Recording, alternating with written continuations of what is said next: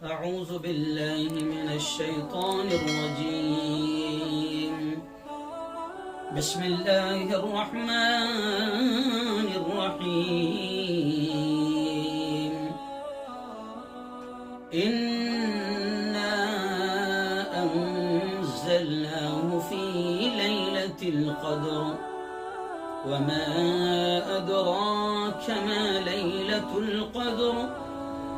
ليلة القدر خير من 1000 شهر. تنزل الملائكة والروح فيها بإذن ربهم من كل أمر.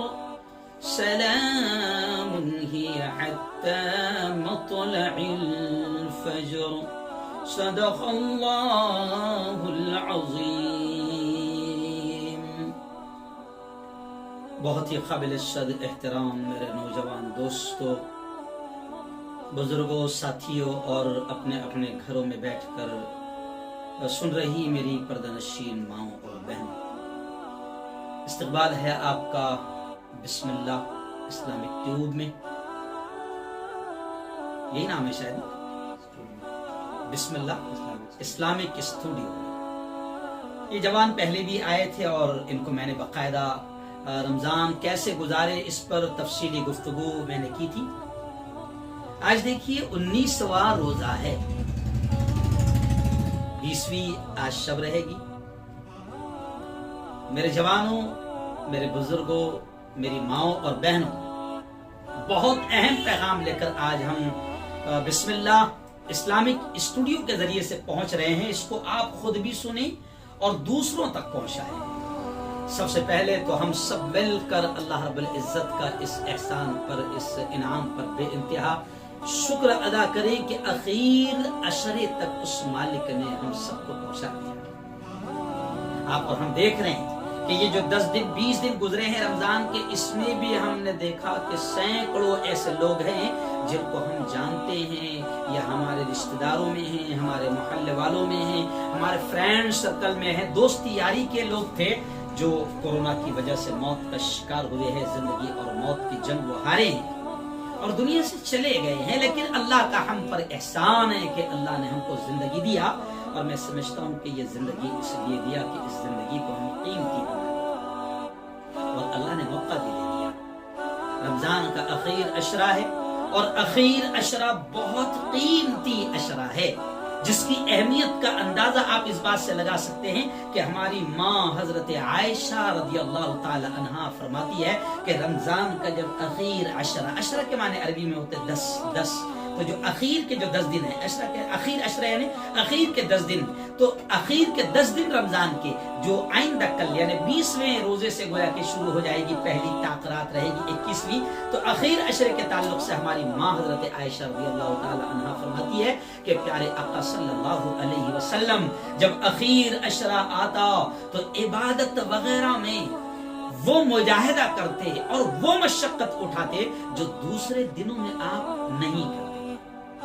یہاں تک کہ حضرت عائشہ فرماتی ہے کہ جب رمضان کا اخیر عشرہ ہوتا تو محبوب خدا محمد مصطفیٰ صلی اللہ علیہ وسلم فداک ابی و امی یا رسول اللہ، میرے ماں باپ آپ پر قربان یا رسول اللہ. حضرت عائشہ فرماتی ہے کہ نبی کریم صلی اللہ علیہ وسلم کمر کس لیتے، یعنی تہبند مضبوط باندھ لیتے اور شب بیداری کرتے، یعنی پوری رات عبادت اور ذکر و دعا میں مشغول رہتے اور اپنے گھر کے لوگوں کو بھی جگاتے تاکہ وہ بھی ان راتوں کی برکتوں اور سعادتوں میں حصہ لیں. اس لیے سب سے پہلی بات کہ آج ہم یہ دعا کریں کہ میرے مولا رمضان کا اخیر عشرہ بھی میرے مولا ہم سب کو نصیب فرما. آج خاص طور سے ہم دعا کریں کیونکہ پتہ نہیں ہے، بھروسہ نہیں ہے، معلوم نہیں ہے کہ آخر عشرہ ملے گا یا نہیں ملے گا.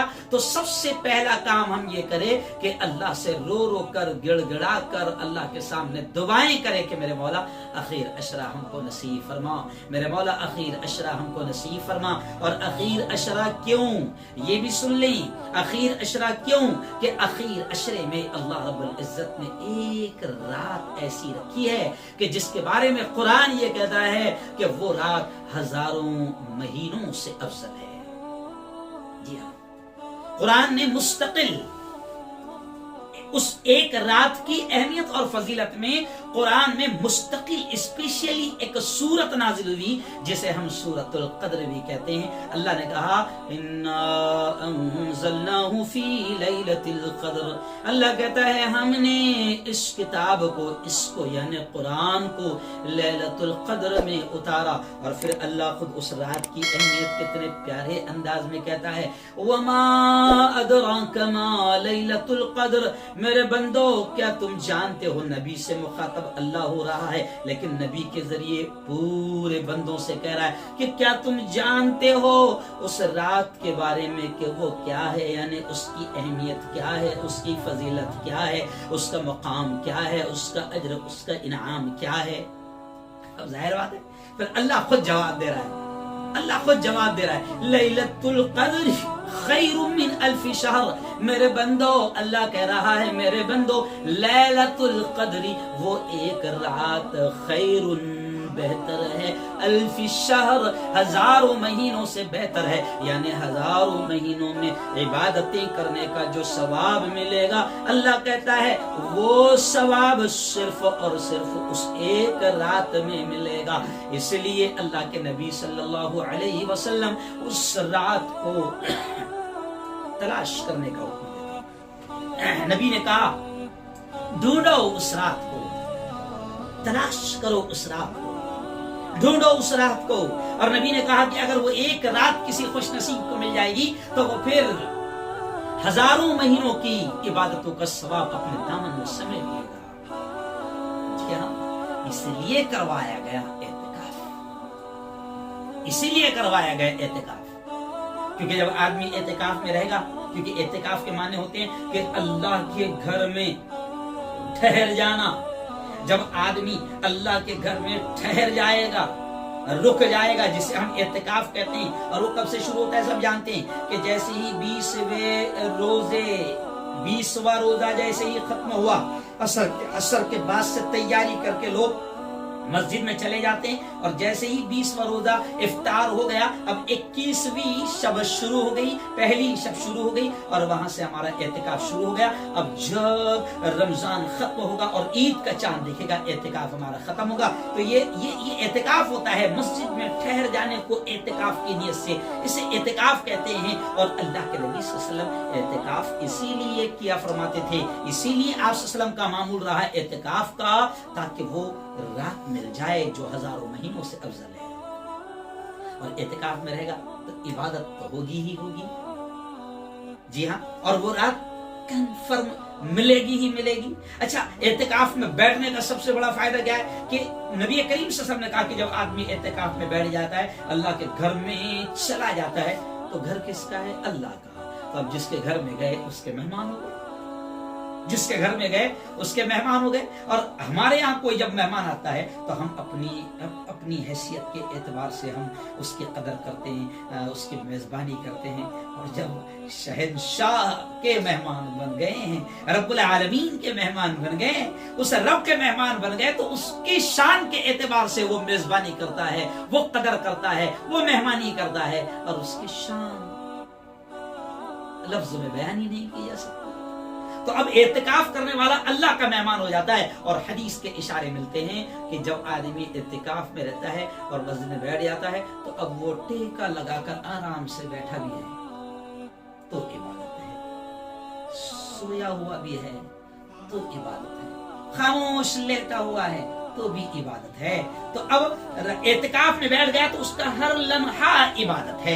اور پیارے آقا صلی اللہ علیہ وسلم کا معمول رہا ہے اپنی زندگی بھر، ازواج مطہرات فرماتی ہے، یعنی ہماری مائیں یہ کہتی ہے کہ نبی محترم صلی اللہ علیہ وسلم کا زندگی بھر معمول یہ رہا کہ آپ رمضان کے اخیر عشرے میں اعتکاف فرماتے تھے۔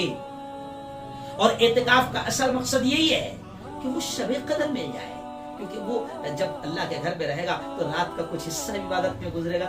چلو ٹھیک ہے، سویا بھی رہا تو اللہ کا مہمان ہے، اللہ کے گھر میں سونا بھی اس کا عبادت رہے گا۔ تو خاص طور سے وہ شب قدر تلاش کیا کرتے تھے، کیونکہ میرے بھائیوں شب قدر نبی کریم صلی اللہ علیہ وسلم نے یہ بھی فرمایا ہے کہ یہ اس امت کو خصوصی گفٹ ہے، اسپیشل گفٹ ہے، خصوصی انعام ہے۔ نبی پاک نے فرمایا کہ یہ شب قدر دوسری امتوں کو نہیں ملی، جی اسپیشل انعام امت محمدیہ کو ہے یہ۔ اور کیوں ہے اس کی بھی وجہ بتائی گئی، بات زیادہ لمبی نہ ہو جائے، اس کی بھی وجہ بتائی گئی کیونکہ اس امت کو عمریں نہیں ملی، زیادہ ایج نہیں ملی۔ نبی پاک صلی اللہ علیہ وسلم نے فرمایا اعمار امتی بین 60 و 70، میری امت کی عمریں 60-70 سال کے اندر ہوں گی۔ پچھلی امت کی عمریں، ایک مرتبہ صحابہ میں خود حضور بیان کر رہے تھے، وہ فلاں نے 700 سال تک اللہ کے راستے میں جہاد کیا، وہ فلاں نے 800 سال تک جہاد کیا، وہ فلاں نے اتنے 100 سال تک یہ کیا وہ کیا۔ تو اب صحابہ بھی تھوڑا مایوس ہونے لگے کہ ہمیں تو اتنی عمریں نہیں ملی، اگر ہم نے 60-70 سال کی عمر ہے، اگر ہم نے پوری عمر بھی اللہ کے راستے میں لگا دیا تو وہ ان کے ثواب کو تو نہیں پہنچ سکتے۔ اور ویسے بھی اگر کہوں تو ہنسی بھی آتی ہے، ہمیں 60-70 سال کی عمر ملی تو ہم کیسے گزارتے ہیں؟ پہلے 20 گوٹے کھیلنے میں، کرکٹ کھیلنے میں، اگلے 20 اگر ماں باپ نے کچھ کالا پیلا کر دیے، یعنی ہلدی ولدی شادی وادی کر دیے، تو اگلے 20 سال اس کی سیٹنگ میں، جی ہاں کمانا ہے، پالنا ہے، فیوچر ہے میرا، فیوچر بچوں کا فیوچر، اس کے فیوچر کی اس کو خبر بھی نہیں کہ کب اس کی سیٹنگ ہو جائے گی۔ اور پھر اگلے جو 20 بچے ہیں اگر 60 سال 70 سال مل بھی رہے ہیں تو پھر جناب شوگر، بلڈ پریشر، کڈنی میں پتھری، check up, C T scan, X ray, گولیاں، دواخانے، ہاسپٹل، ویٹنگ روم، ابھی تو آ گیا کورونا۔ تو ہمارے 60-70 سال کیسے گزر رہے سب کو معلوم ہے۔ تو ہم نے کیا کرنا چاہیے؟ تو یہ اللہ نے انعام دیا۔ وہ میری بہنوں، وہ میرے جوانوں، وہ میرے بزرگوں، اللہ نے یہ موقع دیا ہے، قدر کر لو اور اخیر عشرے کی اہمیت کو سمجھ لو، اور جتنا ہو سکتا ہے تلاش کرو، اور کوشش ہو سکتی ہے تو اعتکاف کرو۔ اب لوگ یہ بھی سوال کریں گے کہ مولانا اب تو لاک ڈاؤن ہے، لاک ڈاؤن میں پابندی ہے، کیسے اعتکاف ہوگا؟ جی ہاں، تو مسجدوں کا اعتکاف تو ہوگا، 5 لوگوں کی اجازت تو ہے۔ ویسے بھی پوری طریقے سے خیال کرتے ہوئے ضرور خیال کیجئے، بچیے، بیماری سے بچیے، وبا ہے بچیے، لیکن آپ لاک ڈاؤن میں بھی 2-3 لوگ، 4-5 لوگ مسجدوں میں اعتکاف کر سکتے ہیں۔ جی ہاں، اور اگر آپ یوں سمجھیے کہ شب قدر کو آپ کو تلاش کرنا ہے تو ایک موقع ہے کہ بھائی جتنی طاقت راتیں ہیں کم از کم، دیکھو ہونا تو یہ چاہیے کہ پوری 10 راتیں ہم عبادت کریں، اگر گھر میں بھی ہے مثال تو کچھ ہمارا اگر ہر رات کا 1-2 گھنٹہ اگر عبادت میں گزر گیا، تہجد میں ہم اگر آدھا گھنٹہ پہلے اٹھ گئے، سحری میں 1 گھنٹہ پہلے، اور 10-20 رکعت پڑھ لی، تو وہ بھی ہمارا طاقتیں اور شب قدر کی تلاش میں مانا جائے گا۔ اور اگر شب قدر مل گئی تو ہم سے بڑا خوش نصیب کوئی نہیں۔ تو میں مردوں سے بھی کہہ رہا ہوں، عورتوں سے بھی کہہ رہا ہوں کہ اخیر عشرے کی جتنی راتیں ہیں 2 گھنٹہ تو کم از کم عبادت میں گزارو، تلاوت کرو، ذکر کرو، استغفار پڑھو، قرآن پڑھو، تہجد پڑھو، نوافل پڑھو، تراویح کے علاوہ اور کچھ تھوڑی بہت عبادت کر لیں۔ اگر رات میں ہم نے 1 گھنٹہ بھی ایکسٹرا عبادت کر لیا تو وہ ہماری رات عبادت میں شمار ہوگی، اور وہ رات اگر شب قدر ہے تو شب قدر کا ثواب بھی ہم کو مل جائے گا۔ یعنی خاندیشی میں اگر یہ کہوں تو شب قدر اگر ہم نے ہر رات کو 1 گھنٹہ بھی عبادت کر لیا، تھوڑی بہت بھی عبادت کر لیا، تو شب قدر دیٹ از کنفرم سپڑ جائے گی، مل جائے گی۔ اور اگر پوری 10 راتیں ہم لوگ نہیں کر پاتے ہیں تو پھر نبی کریم صلی اللہ علیہ وسلم نے ہم جیسے کمزور لوگوں کے لیے کہا کہ کم از کم طاق راتوں میں شب قدر کو تلاش کرو، امید ہے کہ شب قدر مل جائے گی۔ اب طاق راتیں کسے کہتے ہیں؟ 10 راتیں جو ہے تو 10 میں سے 5 طاق ہوتی ہے، تو 20واں روزہ جیسے ہی ختم ہوا تو اب وہ جو رات شروع ہوگی 20ویں روزے کے بعد کی، اس کو بولتے ہیں، کیونکہ عربی اعتبار سے، اسلامی مہینوں کے اعتبار سے عصر کے بعد یعنی غروب کے بعد میں نیکسٹ ڈے شروع ہو جاتا ہے۔ جیسے انگلش میں رات کے 12 بجے کے بعد شروع ہوتا ہے، تو ہمارے اس میں عصر کے بعد جیسے غروب ہوا نیکسٹ ڈے شروع ہو جاتا ہے، تو 20واں روزہ ختم، اور وہ جو رات آئیں گی اب وہ پہلی طاق رات ہوگی۔ تو طاق راتیں کیسے کہتے ہیں؟ 21، 23، 25، 27 اور 29۔ جی ہاں، اب 21ویں رات 20ویں روزے کی رات جو رہیں گی، 20واں گزر کے وہ پہلی 21ویں رہے گی، 22ویں روزہ گزرنے کے بعد جو رات رہیں گی وہ 23ویں رہے گی، 24واں روزہ گزرنے کے بعد جو رات رہے گی وہ 25ویں رہے گی، اور ایسے ہی مثال کے طور پر 26 روزہ گزارنے کے بعد جو رات رہیں گی وہ 27 میں رہے گی، اور 28 روزہ گزارنے کے بعد جو رات رہے گی وہ آخر تک رات رہے گی 29 میں۔ اور اگر 29 روزے کو چاند دکھ گیا یا پھر 30 کو دکھا تو پھر وہ کون سی رہے گی؟ لیلۃ الجائزہ، انعام کی رات۔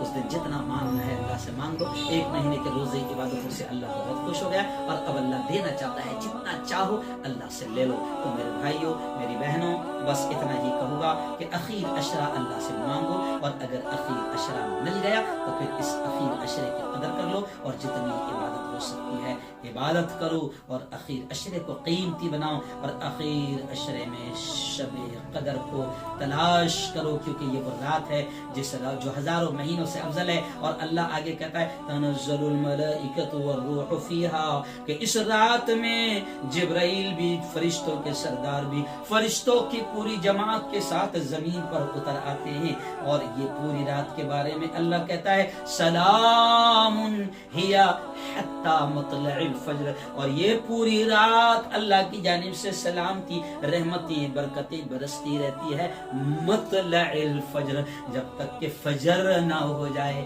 فجر طلوع نہ ہو جائے، تو پوری رات بڑی قیمتی ہے۔ بس میں اللہ سے دعائیں کروں گا کہ اللہ تعالیٰ آپ کو، ہم کو، سب کو یہ اخیر عشرہ نصیب فرمائیں، تاخیراتیں نصیب فرمائیں، شب قدر نصیب فرمائیں، لیلۃ الجائزہ نصیب فرمائیں، اور پھر وہ مغفرت کا، انعام کا دن، جس دن اللہ فرشتوں کو گواہ بنا کر کہتا ہے فرشتوں گواہ رہنا، میں نے میرے بندوں کی آج مغفرت کر دی، وہ عید کا دن ہوتا ہے۔ میں دعا کرتا ہوں کہ اللہ آپ کو، ہم کو، سب کو، اور پورے عالم اسلام کو عید کی صبح اور عید کا مغفرت کا دن بھی اللہ ہم سب کو نصیب فرمائے۔ آخر میں پھر ایک بار مبارکباد آپ تمام کو، اور میں پھر آخر میں یہ کہوں گا کہ بسم اللہ اسلامک اسٹوڈیو اچھا کام کر رہا ہے، خوب اس کو لائک کریں، شیئر کریں، سبسکرائب